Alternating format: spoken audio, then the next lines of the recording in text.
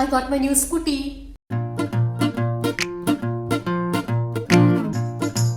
Hi everyone, welcome back to my life. Yes, I did get a scooty.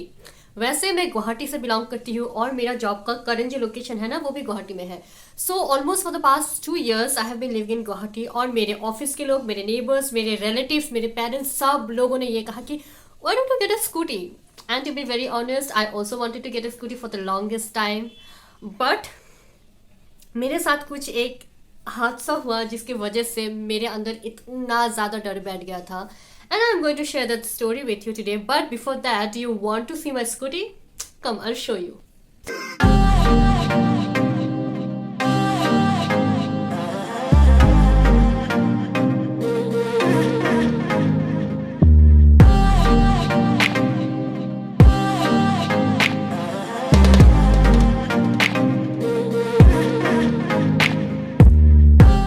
कैसा लगा बताओ बताओ. वैसे जब मैं स्कूटी लेने का सोच रही थी ना तो मैंने पहले सोचा था कि I am going to take Honda Dio. But जब हम लोग शोरूम में गए तो मैंने जब एक्टिवा देखा और जब मैंने होंडा डायो का देखा, होंडा डायो ना थोड़ा सा मुझे लगा कि थोड़ा सा ज़्यादा फैला हुआ है. But Activa had a more sleek look to it. Also Activa का जो बॉडी है ना वो मेटल का था और डायो का जो था वो फाइबर का था. तो वहाँ के जो शोरूम के जो लोग हैं, हम लोगों ने काफ़ी पूछताछ की तो उन लोगों ने कहा कि डायो का जो बॉडी है, क्योंकि वो फाइबर का बॉडी है, देयर आर हाई चांसेस कि अगर एक्सीडेंट हो जाता है तो उसका बॉडी फट सकता है. बट मेटल के बॉडी में वो पॉसिबिलिटी कम होता है. एंड ऑल्सो उसका एक ग्लॉसी शाइन लुक था and it was more slicker. And that is why I change my mind and we thought of getting Activa. And it's an Activa 6G. और इसका currently I think market price is around 91,000 के आसपास. तो body body लगा के मुझे करीब करीब टोटल मुझे लगा almost 96-97,000. So anybody out there who is wanting to get a scooty, I think you might get one Activa because मुझे चला के काफ़ी अच्छा लगा and I really like it. But चलाने से याद आया, मैं अभी भी प्रैक्टिस फेज में हूँ. I haven't taken it out on like a traffic वाला मेन रोड. मैं सुबह के 5 बजे उठ के अभी जा रही हूँ स्कूटी प्रैक्टिस के लिए. मेरे जो अंकल हैं वो मुझे एक्चुअली सिखा रहे हैं स्कूटी चलाना. मैंने बचपन में साइकिल चलाई है so I do have the balance. But it is very different और accelerator and brake and this and that. So मैं अभी भी लर्निंग फेज में हूँ. So any of my friend who are actually staying near to my house might spot me around 5-5:30 in the morning probably practicing scooty चलाना. But anyway, story की तरफ बढ़ते हुए, स्टोरी स्टार्ट करने से पहले ना मैं आप लोगों को थोड़ा सा बैकग्राउंड दे देती हूँ. मुझे इन जनरल स्पीड से बहुत ज़्यादा डर लगता है, चाहे वो फास्ट मूविंग कार का स्पीड हो या फिर चाहे वो फास्ट मूविंग बॉल हो. वो लास्ट मोमेंट जो होता है ना, आई कंप्लीटली ब्लैंक आउट और मुझे पता नहीं चलता है हाउ डू आई रिएक्ट. मतलब जैसे कि अगर बॉल फास्ट आ रहा है तो ऑफकोर्स नेचुरल टेंडेंसी क्या होता है कि मैं उसको पकड़ लूँ. बट मेरा ना दिमाग उस टाइम पे काम ही नहीं करता है. I have no idea, I get completely blanked out. वैसे ही फास्ट मूविंग कार में मुझे एंड मोमेंट में कोई अगर सामने से आ रहा है, एंड मोमेंट में ना I get very very nervous और मुझे समझ में नहीं आता है कि ब्रेक दबाना है, डी एक्सलरेट करना है, क्या है. तो मुझे वो रिएक्शन टाइम में थोड़ा सा प्रॉब्लम है. मेरा रिएक्शन टाइम बहुत ज़्यादा स्लो है. नाउ बचपन में मैंने साइकिल चलानी सीखी है, सो लाइक अ मोटा मोटा balance I have alright. But कुछ कुछ फंडामेंटल डिफरेंसेस होते हैं, जैसे कि मैं आपको बताती हूँ. नंबर 1, साइकिल जब चलाते हैं मैं ना फ्रंट ब्रेक यूज कर देते थे, राइट हैंड ब्रेक. बट जब आप स्कूटी या बाइक चलाते हो राइट ब्रेक को यूज नहीं करना चाहिए. इट इज एडवाइजेबल कि आप लेफ्ट वाले ब्रेक को यूज करो, क्योंकि फर्स्ट मतलब सामने का ब्रेक जो यूज करते हैं ना, देयर आर हाई चांसेस कि वो गाड़ी टॉपल कर जाए और चांसेस है एक्सीडेंट का. बट इसीलिए लेफ्ट हैंड या फिर लेफ्ट ब्रेक को यूज करना एडवाइजेबल होता है. So this was a very fundamental difference for me कि पहले जब मैं राइट को ज्यादा यूज करती थी, अभी लेफ्ट को यूज करना है. वैसे भी मैं राइट हैंडेड हूँ, मेरा राइट हैंड ज्यादा काम करता है लेफ्ट हैंड से.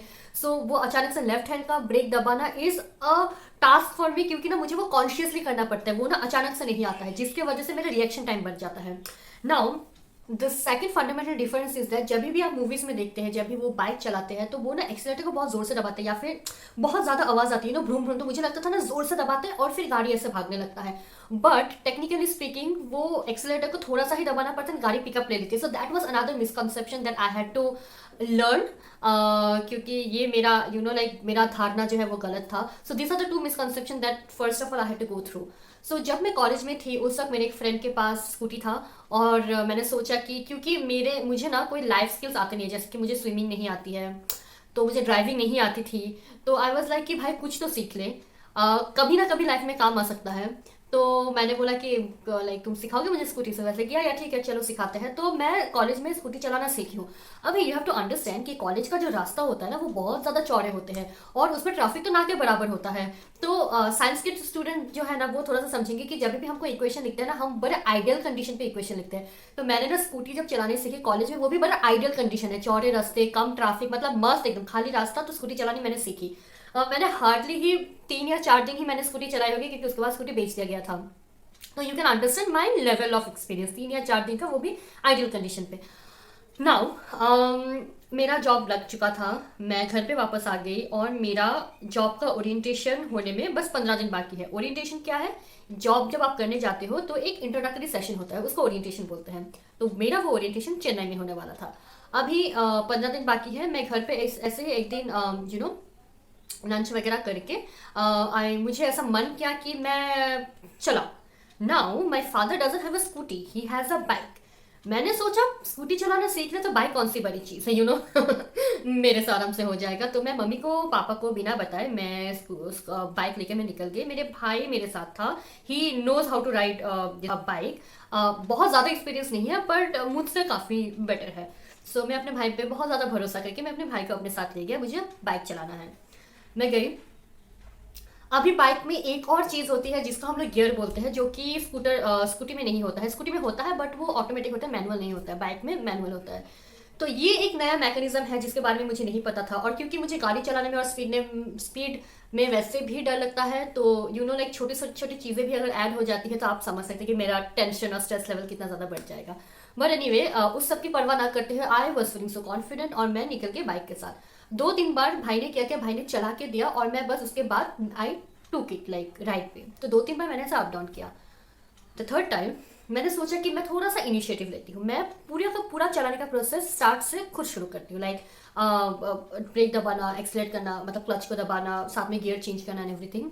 तो आई मीन लाइक मैं अपने भाई पे कब तक डिपेंडेंट रहूंगी, right? I should also do something on my own. So I took the initiative. Now you need to understand कि दिस इज द रोड, ठीक है? इसके लेफ्ट हैंड साइड में देर इज अ ड्रेन, उसके right hand side में there is an under constructed wall जिसमें से बहुत सारे सरिया निकले हुए थे।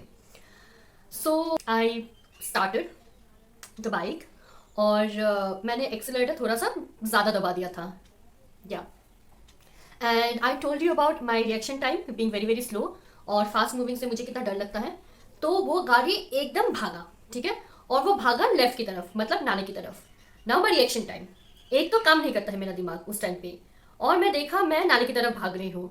उस वक्त फ्रैक्शन ऑफ सेकंड में मैंने सोचा कि अभी मेरे पास ना 2 चॉइसेस है, something which is going to change my life forever. Number 1, या तो मैं नाले में जाकर गिरूँ, या number 2 I had the option of going and hitting that under constructed wall. So this 2 choices was very very critical for me, क्योंकि मुझे समझ में आ गया था बाय दैट टाइम कि अगले 10 सेकंड में कुछ ना कुछ तो मेरे साथ होने वाला है। पता नहीं उस टाइम पे थोड़ा सा बुद्धि आ गया था, वैसे उसको बुद्धि नहीं बोलते हैं, but I chose the wall. मतलब मैं जैसे ही देखा कि गाड़ी नाले की तरफ बस गिरने वाली है, मैंने हैंडल घुमा दी एंड जाके आई हिट द वॉल। और from the corner of my eyes मुझे ऐसा लगा कि बाइक पूरा का पूरा टूट चुका था, मतलब उसका मिरर कहीं और उसका हैंडल कहीं और, मुझे ऐसा लगा। क्योंकि जैसे ही मैं गिरी मुझे कुछ सेकंड के लिए मुझे कुछ याद नहीं है व्हाट हैज हैपेंड, क्या हुआ है क्या नहीं है, कितना डैमेज हुआ है, nothing. My only concern at that point of time was पापा क्या बोलेंगे। Yes, that was my only concern.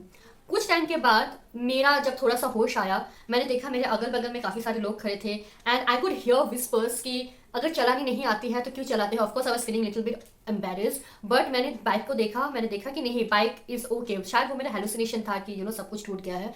जो मिरर है उसमें काफ़ी स्क्रैच आ गया था और वो टेढ़ा हो गया था। So that was the only damage that was done, but I was wounded very bad. मेरे दोनों के दोनों नीज पूरे तरीके से छिल चुके थे, माई एल्बोज पूरी तरीके से छिल चुके थे। मेरे भाई को कुछ नहीं हुआ apparently, but I was bleeding like hell. और खून देख के सच बता मुझे थोड़ा सा डर लग गया था, बिकॉज माई कंसर्न वर्स पापा क्या बोलेंगे। एक नेबर था, एक नेबर का अंकल, वो पास कर रहे थे and when he saw that condition he was like okay come on I have to take you home. So he was very very kind enough to pick me up and take me home. उन्होंने मेरे भाई को बोला कि अगर तुम ठीक हो क्या तुम बाइक लेके वापस आ सकते हो, because I was also concern कि सीइंग द एक्सीडेंट कहीं वो नर्वस तो नहीं हो गया है, कहीं कहीं वो ला सकता है कि नहीं बाइक वापस। तो माई ब्रदर वाज लाइक ठीक है you go, you need to be taken care first, treated first, I will follow you, I will get the bike. तो मैं घर गई, मेरे पापा मेरे हालत देख के मुझे इतना डांटने लगे, इतना डांटने लगे। He was like, have you gone crazy, like तुम अपने भाई को कैसे लेके जा सकते हो when he is not even experienced enough. If you wanted to ride the bike that is fine, but at least tell me, I would have accompanied you। अब बिना कोई लीगल गार्डियन के, बिना कोई एक्सपर्ट के तुम एक ऐसा व्हीकल जिसमें गियर वगैरह है, इट्स नॉट सेफ। मुझे बहुत ज़्यादा डांट रहे थे, बट मम्मा वाज लाइक कि ठीक है, आप डांटने का काम बाद में करना, पहले उसको थोड़ा सा ट्रीट करना पड़ेगा। And I was wash, I was banded लगाया गया, and all of this thing happen. But ना मैं चल पा रही थी, ना मैं अपना हाथ हिला पा रही थी, and the situation was so bad, so bad. मेरा हाथ कुछ टाइम के लिए तक मूव कर रहा था, काम कर रहा था, बट आफ्टर दैट उस दिन रात को इतना पेन हुआ, इतना पेन हुआ। I genuinely thought that I got a fracture because I was not able to lift my arms. और काफ़ी लंबे समय तक, मतलब ऑलमोस्ट 6 to 7 मंथ तक आई हैड जॉइंट पे पेन, एंड थैंकफुली फ्रैक्चर नहीं हुआ था, but the pain did persist for a very very long time. इधर मेरे सारे घर वाले परेशान बिकॉज ना मैं चल पा रही हूँ, ना मैं अपने कुछ मूवमेंट कर पा रही हूँ। मेरा ओरिएंटेशन है 15 दिन में, अगर मैं वो अटेंड नहीं किया, मेरे जॉब पे सवाल आ जाएगा कि मुझे वो जॉब कंटिन्यू करने दिया जाएगा कि नहीं। My parents way so tense, और उनको देख के मुझे भी बहुत ज़्यादा टेंशन होने लगी because my only concern was what are my parents going to say, I don't care about my self. तो मेरा ट्रीटमेंट हुआ, every day dressing, my mom did a lot for me at that point of time. Hydrogen peroxide और Betadine से मेरा wound को treat किया जाता था। बैठने में हालत फट जाती थी, like seriously, if you are understanding what I am trying to say. सुबह का काम से लेके मैं कुछ भी करूँ, मतलब मैं नहीं बैठ सकती थी बिकॉज नी का एकदम जॉइंट में वो मुझे चोट लगी थी ना, तो थोड़ा सा भी मूवमेंट होता ना वो वुंड क्रैक कर जाता था, and it was quite deep. ऐसा नहीं कि सरफेस लेवल पे, इट वॉज क्वाइट डीप। तो बहुत टाइम लगा उसको हील होने में, and it was very very painful, but eventually of course it did heal, and I could, if you are wondering if I could attend my job orientation or not, yes I could. And thankfully by then मम्मी के help से, पापा के help से, and everything with the proper treatment and bandage and all of this thing, मैं heal हो गई and I could attend the orientation. But जो डर बैठ गया ना, मतलब अभी मुझे ऐसा लगता है, मुझे उस वक्त पे ऐसा लगता था कि अगर मैं अपनी आंखें बंद करूँ ना, मुझे हर एक सेकंड उस एक्सीडेंट का I could visualise myself जोर से एक्सीलरेटर दबाना, मूविंग टूवर्ड द ड्रेन, वो भी उस पैनिक वाले सिचुएशन में, when I am feeling helpless, I am not able to do anything because मेरा दिमाग काम नहीं कर रहा है, and I went straight towards the wall which was half construction, और काफ़ी सारा सरिया निकला हुआ था। तो वो एक ऐसा ट्रॉमा दिल में बैठ गया था ना कि उसके बाद I never thought that I could bring my self into riding a scooty again. So 2 साल तक मैंने स्कूटी खरीदी भी नहीं थी because I did not have the confidence that I could do it again. That was very very traumatic for me because I felt so helpless. I did not think that I could reset my reaction time and मैं उस चीज़ को अपने control में ला सकूँ। उससे भी बड़ी बात यह है कि जब मैंने उस वॉल को दोबारा जाके देखा बाद में, और उसमें एक्चुअली इतने सारे सरिया निकला हुआ था कि भगवान ने ना मुझे बचा लिया, बिकॉज अगर इधर से उधर मैं कहीं पे और जाके हिट करती ना, I don't think so I would have been alive today, because बहुत ज़्यादा डेंजरस सिचुएशन था। सो जो हुआ मेरे साथ, मैं उसके लिए तो डरी भी थी ही ऑलरेडी, लेकिन जो नहीं हुआ है मेरे साथ और जो हो सकता था, वो सोचकर भी मेरी हालत टाइट थी, like literally speaking, I am not even joking. उसके ऊपर से वॉल के जो ओनर थे वो मेरे पापा को आके कंप्लेन किए, he demanded for some extra money, and that was very embarrassing for me because I didn't want my father to go through anything of this sort because of me, this was not a nice experience. But I don't think so बाद में पापा ने कुछ पैसे दिए because I think उन्होंने ऐसे ऐसे सेटल कर दिया, कुछ तो हुआ, but I don't think so he paid the money.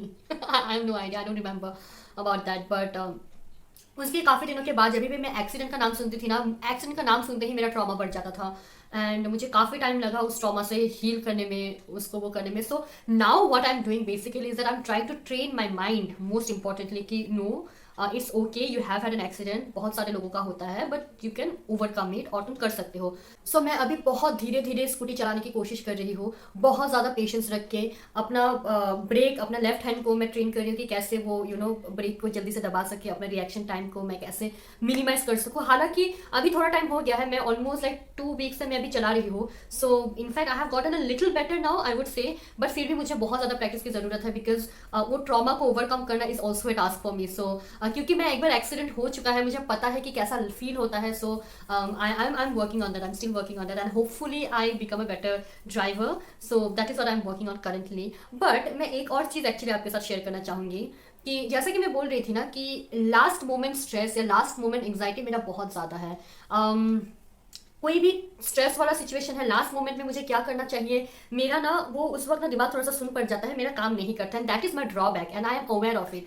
तो इनफैक्ट कॉलेज में भी ना क्या होता था कि लास्ट डे के लिए ना मैं कोई सब्जेक्ट में नहीं छोड़ती थी, बिकॉज मुझे पता है लास्ट डे पे मैं कोई कुछ पढ़ नहीं सकती हूँ। हालांकि इंजीनियरिंग कॉलेज का यही ट्रेडिशन है कि लास्ट डे ही सब लोग पढ़ के एग्जाम्स देते हैं, बट आई कुड नॉट।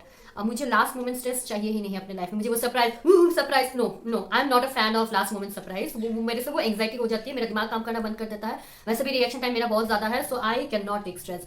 मैं क्या होता ना, एक तो जब आपको स्ट्रेस होता है, आपका दो तरीका होता है उससे डील करने का, उससे कोप करने का। एक तो fight situation where you actually go and fight and face the stress. दूसरा होता है फ्लाइट, मतलब भाग जाओ। मेरा रिएक्शन होता था कि भाग जाओ, मतलब flight, I avoid the stress. मतलब अगर मेरे सामने कोई गाड़ी आ गया या फिर कोई एग्जाम आ गया ऐसा और लास्ट मिनट प्रिपरेशन मैं छोड़ देती हूँ, अब जो होगा भगवान भरोसे, मतलब मैं छोड़ देती हूँ चाहे वो कुछ भी हो जाए।